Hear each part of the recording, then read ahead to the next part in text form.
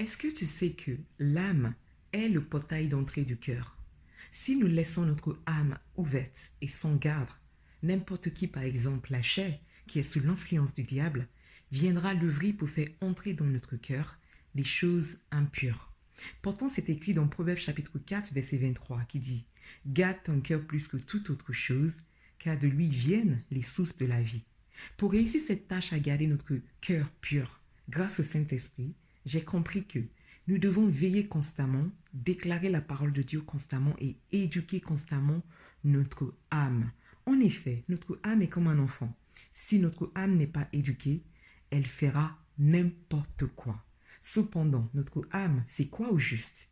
Grâce au Saint-Esprit encore, j'ai compris que notre âme, c'est notre désir, notre volonté, notre émotion.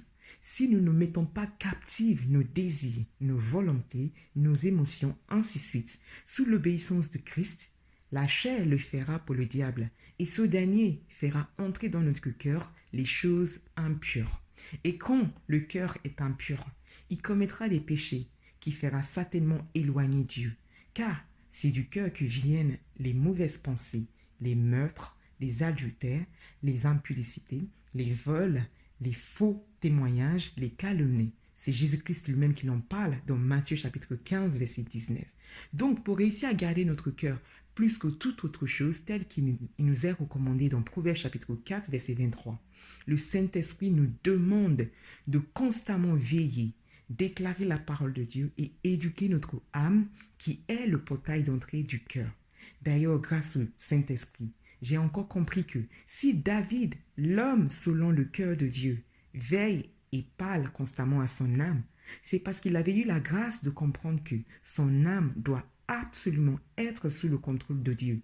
C'est donc pourquoi aujourd'hui, nous avons tous cette parole très connue de tous dans Psaume chapitre 103, verset 1, qui dit de David, « Mon âme bénit l'Éternel, que tout ce qui est en toi, en moi, bénit le saint nom de l'Éternel. » David répète encore dans Psaume 103 en disant, « Mon âme bénit l'Éternel. » Enfin, grâce au Saint-Esprit, j'ai compris que notre âme joue un rôle crucial dans notre relation avec Dieu. En effet, Jésus-Christ lui-même l'atteste dans Matthieu chapitre 16, verset 26 que servirait-il à un homme de gagner tout le monde s'il perdait son âme? Ou que donnerait un homme en échange de son âme?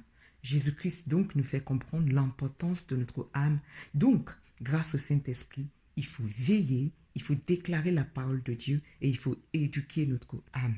Je prie au nom de Jésus-Christ que la grâce immense de notre Seigneur Jésus-Christ, l'amour de Dieu et la force du Saint-Esprit nous aident de toujours veiller constamment, déclarer la parole de Dieu constamment et éduquer constamment notre âme afin de le garder sous le contrôle de Dieu et empêcher que la chair l'utilise pour servir le diable.